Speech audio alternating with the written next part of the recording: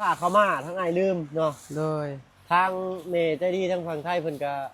บอกแต่รอบก่อนพุ่นแหละทางบ่เพิ่งลืมไปหน่อยเนาะแค่มันมีคันใส่นมในปากมันก็นอนเลยเอานุ่มใส่แล้วก็นอนเลยส่งเป็นลักหันช่องลักพังช่องลักแล้วก็เอาไม้มาพาดอยู่ที่พอได้จับมันเนาะเลยพี่หน่อยเนาะฝนตกพอปานว่าฟ้าหัวตกแต่ทุ่ม2 ทุ่มเมื่อคืนนี่พี่หน่อยจนฮอด11 12 โมงเลยนี่ยังบ่ทันหยุดอยู่เนาะตกจังสิเบิดมือเลยพี่หน่อยเนาะเอาพอดีมื้อนี้ทางว่าเพิ่งเข้ามาหาน้องอาเจืองพี่หน่อยเนาะมาพักมาเช้าอยู่นี่คือเก่าพี่หน่อยเนาะอยู่บ้านซองเฮือนซานของน้องสอนเพิ่นเนาะฝนตกสี่ทางนี้ก็เฮ็ดเรียกบ่ได้แล้วพี่หน่อยเนาะเข้าป่ามันก็ย่านเนาะเอาทางลงทรายกับพุ่นเนาะเข้าห้องน้ำเยอะเนาะคือสิบ่ได้อันนั้นดอกเดียวทางบ่เพิ่งสิออกมาหาน้องใหม่พี่หน่อยเนาะมากับมานั่งโอ้ลมเบานัวหัวมวนกันจักเล็กจักน้อยอะไรก็ไปเฮ็ดเวียกเฮ็ดงานต่อเนาะเอาก่อนอื่นเด้อพี่น้องเด้อเนาะ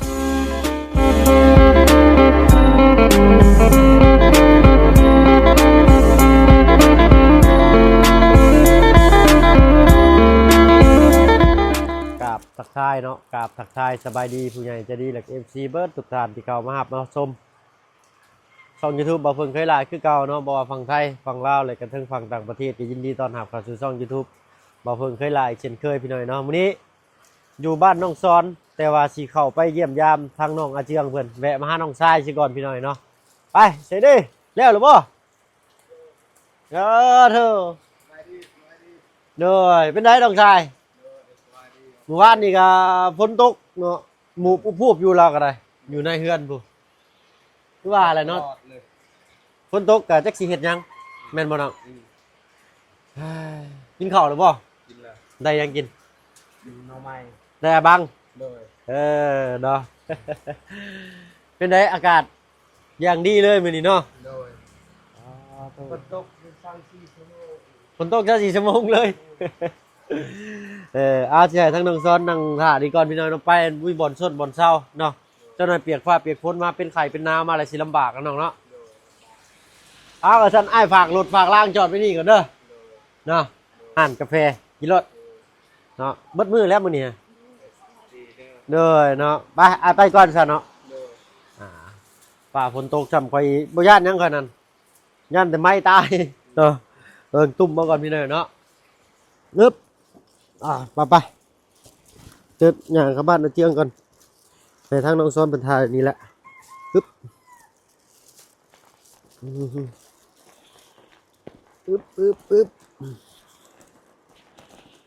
นาเจียงอยู่เฮือนอยู่บ่ได้เนาะ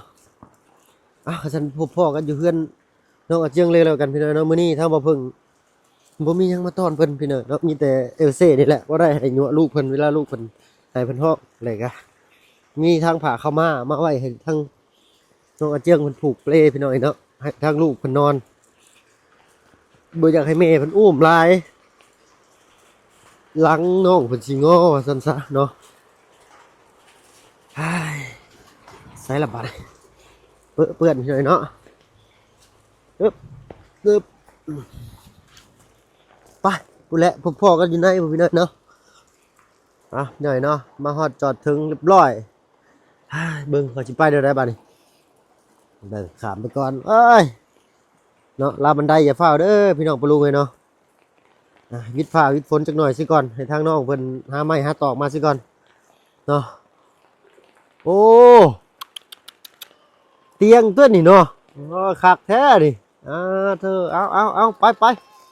ฮึบว้าวเด้อได้ยังกินข้าวน้องเปิดไฟอยู่ฮะเปิดไฟได้บ่เนี่ยโอ้ปั๊บบันดียมบ้านเราท่านสมัยพี่หน่อยเนาะเราเปิดไฟเราสิใช้รีโมทบ้านข่อยยังใช้สวิตช์อยู่เด้อสบายดีน้องๆเนาะมื้อนี้อ้ายเข้ามาพร้อมฟ้าพร้อมฝนมีอันนี้มาให้เจ้าน้องเด้อเนาะโอ้เด้อยังกินกับข้าวนั่นกินผักออร์แกนิกเหลือเกินพี่หน่อยเนาะน้องอาเจียงติด อาทึมเนี่ย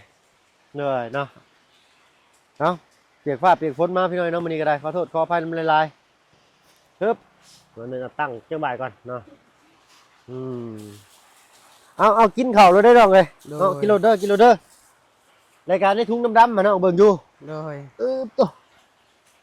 เป็นอันนั้นหาถุงดำๆไปหน่อยนะเป็นผ้าขาวม่าทั้งไอ้ลืมเนาะ โดย ทางเมย์ใจดีทั้งฝั่งไทยเพิ่นก็ โดย บอกแต่รอบก่อนพุ่นแหละทางบ่เพิ่งลืมไปหน่อยเนาะ แท้ เพราะว่าเขาซื้อของบ่ได้ซื้อในห้างเดียวพี่หน่อยเนาะแลนไส้แลนเนื้อแลนไส้แลนกัวอยู่ขอโทษขออภัยไม่หลายตัวนี้เป็นพื้นใหญ่เลย โดย แต่ลายก็สิบ่จักงามบ่ได้พี่หน่อยเนาะแต่พอได้ให้ทั้งน้องเพิ่นปลูกเป้ให้ลูกเด้อน้องเด้อ โดย เอาแล้วกระทั่งอ้ายครับว่ามื้อนี้มีเรื่องปลูกผักอย่างแนะนำ โดย ถ้าตอนนี้บ่พอปลูกกันน้องเด้อ โดย ถ่ายพ้นหยุดตกก่อนถ่ามันแห้งแล้วก็เอาจกมาบ้านอื่นเนาะ โดย บ้านจะอื่นหยัง กวก ฮะ กวก กวก โดย กวกเนาะเรานอนเล่นอยู่เด้พี่น้อยเนาะกินข้าวแล้วบ่ลูกจ้ะ กินแล้ว เนาะอะไรก็มีขนมเอลเซ่เอาไว้ให้ทั้งลูกเจ้า โดย เนาะเอาไว้ป้อนลูกยามเพิ่นให้เพิ่นห้อง โดย น้ำดื่มน้ำกินนี่ก็ต้มก่อนก็ได้เด้อน้องเด้อต้มไปใส่กระติกไว้ให้ลูก ต้ จะ ม เด้อ แล้วก็ใส่กระติกแล้ว นั่นแหละคักปรับปักชิปเลยเนาะนี่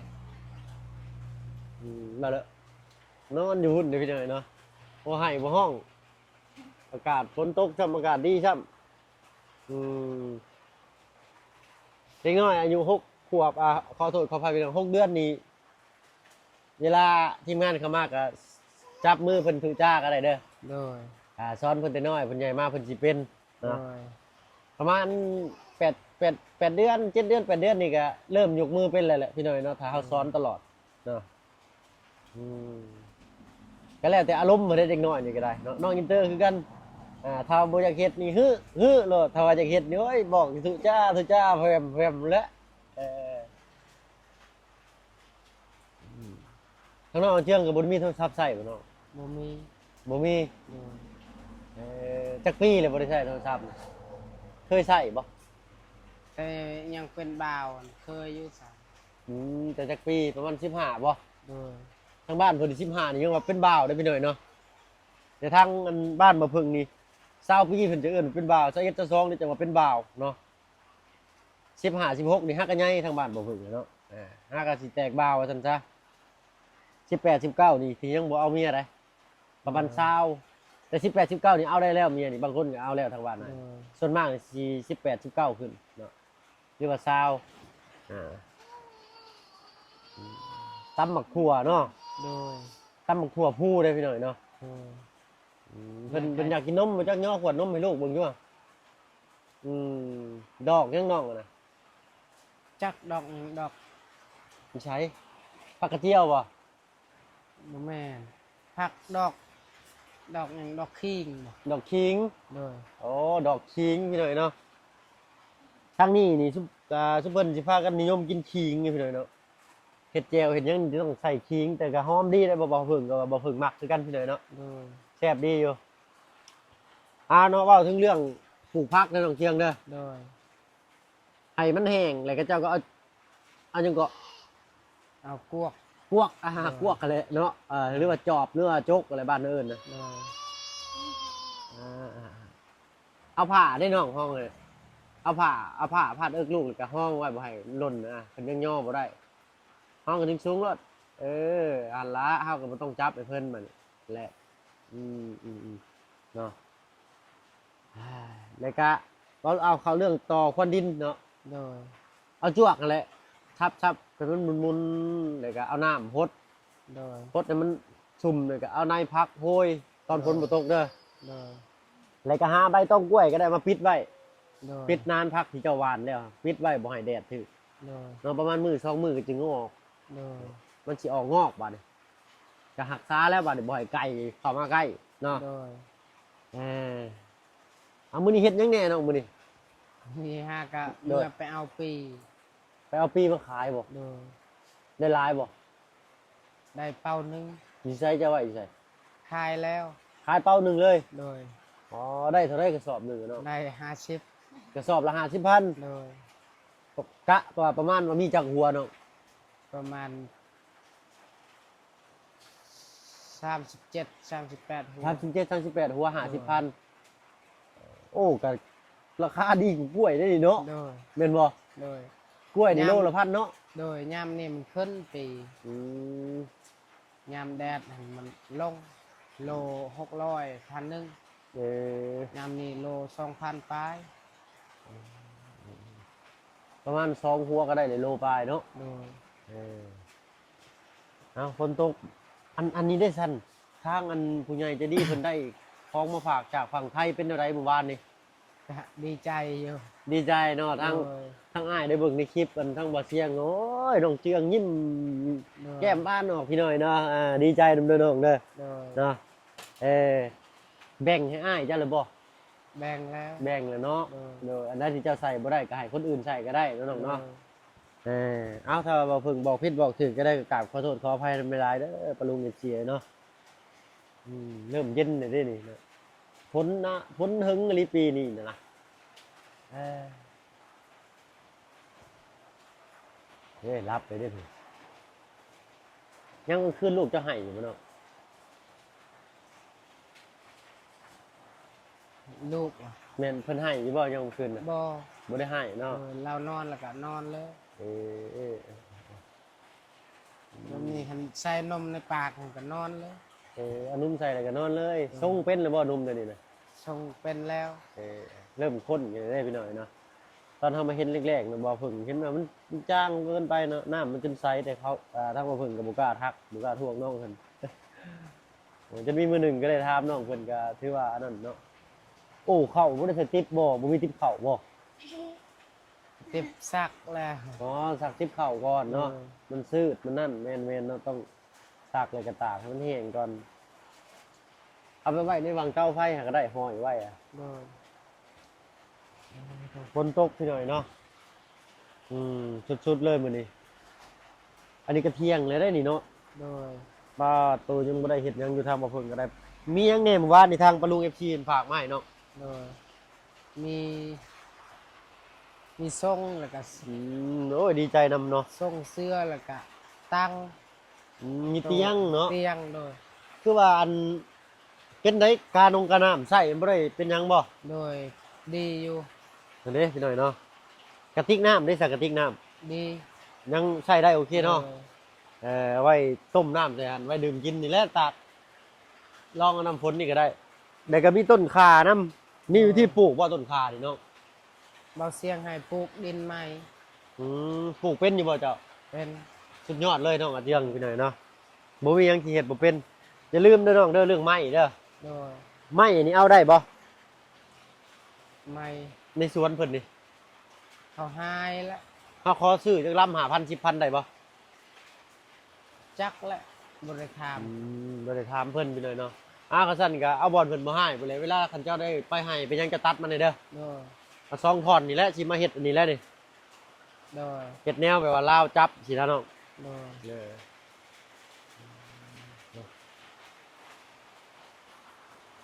โอ้เตาไฟแล้วก็ดับเลยบ่จักกันนะไปมันบ่อยากรบกวนทั้งลูกจะนอนมานั่งพิงไฟคุยกันดีกว่าเฮาเนาะ โดย ไปพี่น้องไป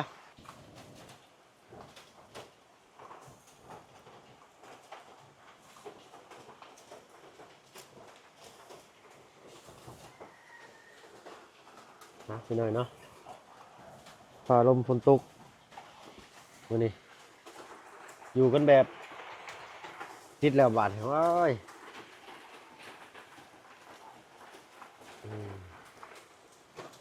สะแงดเนาะมื้อนี้เนาะ โดย สะแงดหน่อยหนึงพี่น้อยเนาะพื้นนี่ก็อันนี้เป็นบ่อนดังไฟภายนอกนี่ ดังไผ่ของอ้าย อันนี้เนาะคือได้จ้ะเนาะ กับเมียเราเมื่อแล้วก็เฮาอีกคอดัง โอ้สองครัวเลยมีเพื่อนอ้ายอะไรกับทั้งเพื่อนน้องอาเจืองอันนั้นเลยเนาะมาดังไฟอยู่นี้บัดเพื่อนน้องอันนี้ได้จ้ะ ดังไผ่อยู่ลม ถึงดังไฟอยู่รุมอีกบ่ได้เพื่อนหลังนี่เพื่อนอันน้องเอิงนี่ พุ่นอยู่ลมบอนมอหนึ่ง อ๋อเด้พี่น้อยเนาะอยู่ใต้ทุนบ้านเพิ่นคือกันเนาะ เอาอยากเปียกๆเลยเด้อพี่น้องเด้อเนาะขอโทษขออภัยน้ำลายอึ๊บอันดีเฮ้ยคิดแล้วบันอันนี้ได้สนุกเจียงเพิ่นน้ำมาติใส่นี่ เขาตีเล็กวันเขาตีเล็ก มันแตกหรือบ่ บ่ บ่มันแตกหรือบ่ปุ๊อันนี้นะ แตกแล้ว เที่ยวแตกเอาไว้นี่ขอยญาติเด้อข่อยเนาะ โดย นี่นั่งพิงไฟอยู่กำลังอุ่นๆตุ้มขึ้นมาว้าโดช่างกะสีเพิ่งว่าบ่แล้วจะเอาพี่น้อยเนาะย่างกายผู้คนนั้นกินเสื้อผ้าก็สิหอมควันไฟแน่บาดนี่เนาะ โดย ว่าเป็นหยังเป็นธรรมชาติปึ๊บเยี่ยมโอ้มันต้องมีอันนั้นแน่น้องที่ไม่ที่มันเป็นป้องยาวๆเดี๋ยวตัดมาป้องหนึ่งมาเขานั่งเป่าอยู่ทีก็ได้เขาไม่ต้องเป่าใกล้เองชั้น โดย ปึ๊บ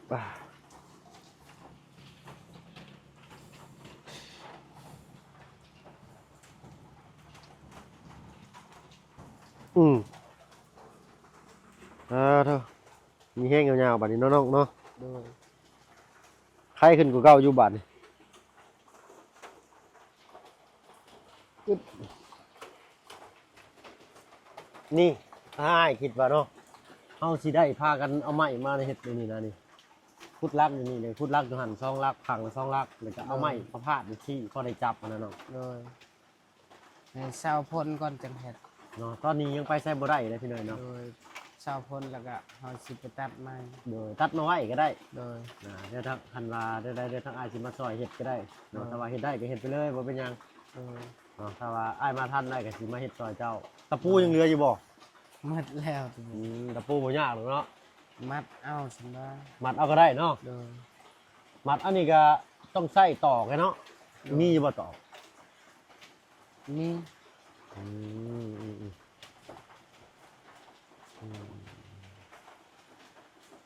บ่อนวางเตียงนี่คือบ่ไปวางบ่อนพุ่นเนาะ ยันมันเปียก เป็นเตียงเปียก โดย โอเคได้แล้วพี่น้อยเนาะ ถ้าสิต่อซ่านไว้ก็ได้น้อยเดียวหนึ่งบ่มีบ่อนต่อซ้ำมาแล้วก็ได้ โดย เนาะเอาพี่น้อยเนาะมื้อนี้ยังอยู่กับบ้านน้องอาเจือง โดย กินข้าวกับมะขั่วเรียบร้อยเนาะ โดย ทั้งอ้ายก็กินกระเปียก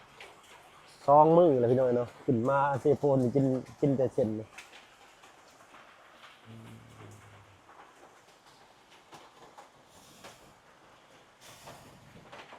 ครับต้องมีไม้ยาวๆเป่าหลอดหรือว่าท่อ PVC หรือว่าเป็นไม้นี่ก็ได้พี่น้องมาเจาะหัว โดย ครับโอ้โหมีให้ยาวๆเนาะ โดย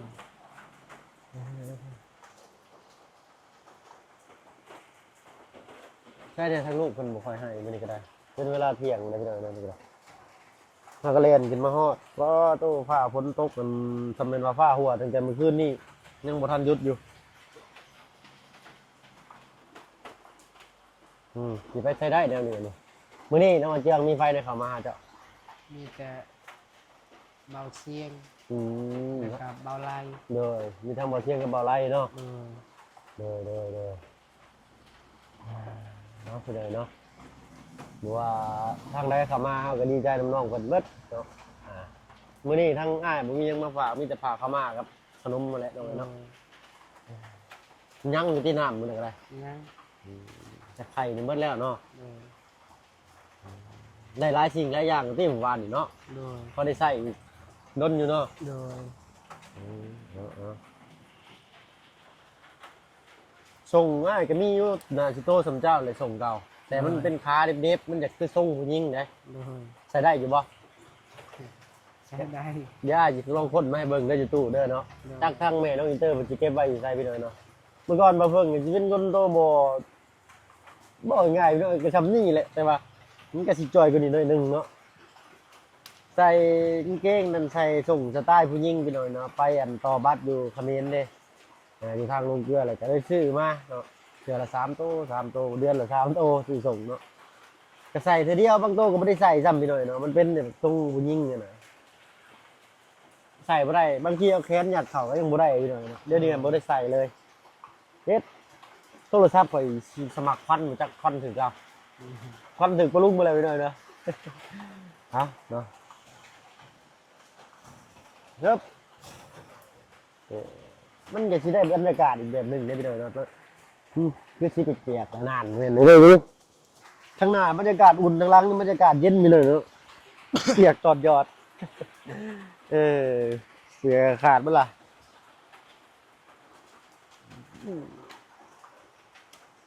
ไฟนี่ก็สำคัญ โดย อยู่ใกล้ก็ร้อน อยู่ใกล้ก็หนาว โดย เนาะก้นหนาวนี่แหละเนาะอยู่ใกล้ไฟร้ายก็ร้อน อยู่ใกล้ไฟก็หนาวฉันจะต้องอยู่ให้พอดีคนเราคือกันไปหน่อยเราตั้งอยู่ในความที่พอดีเนาะ โดย เจ้าก็มีลูกคนหนึ่งบ่ โดย เดี๋ยวคนไปใช้เลยดูนี่ มีเพื่อน เอ้าบ่มีแนวมาฝากมาต้อนเพิ่นพี่น้อยเนาะมื้อหน้ามื้อในเสียก่อนเนาะ โดย คือเห็นทางเบาไล่เขามาอยู่กับทางลุงเพิ่มเนาะทางว่าเที่ยงก็คือว่าเขาอยู่พี่น้อยเนาะสำหรับที่นี่ทางว่าเพิ่งเลยน้องอาเที่ยงกันสิขอตัวลำลาก่อนพี่น้อยเนาะรู้สึกว่าฝนไหลก้นข่อยเปียกบ่ละเชื่อนี่พู โดย บ่เป็นหยังน้องเอ้ย เอาคันจองเอาไปยันพล บ่เป็นหยังได้ย่างมุดไปใต้ตารางเรือนก็เจ้าก็ได้ขอบใจน้องหลายๆเนาะสำหรับที่นี่ว่าเพิ่งกับทางน้องอาเที่ยงก็โอ้ขอฮักกล้องข่อยสิขอตัวลำลาก่อนพี่น้อยเนาะพ่อๆกินหน้าให้หน่อยเนาะสบายดีจ้ะเนาะไปพอตึ้มเลยน้องจับประคอยได้มันตึ้มอยู่เจ้าได้ มีแต่และป้าพ้นยุทธทั้งน้องเพิ่นสิจัดการมาให้เนาะเรื่องไม่ต่อของตามบ่ยากดอกน้องเพิ่นโอ้ขึ้นผู้แล้วเนาะโอ้ยพี่น้องดากเปียกเบิดข่อยก็ได้ทั้งหน้าบัดอุ่นทั้งหลังบัดเย็นจะจ้อยข่อยไปน้องไปแล้วเนาะไปกันพ่อๆกันคลิปหน้าเนาะโธ่มีหยังน่ะบ่ต้องสอนเพิ่แป๊บเดียวเอารถได้ไปลากอีกแล้วโอ้ยเมื่อยดีสิลากยังไงน่ะลากง่ายกับขี่สิต้มคือเก่าพี่น้องเอ้ยบาดนี่เนาะคักอลีบาดนี่เนาะเพิ่แป๊บเดียวพี่หน่อยเนาะลากเอารถได้ไปลากมาน้อง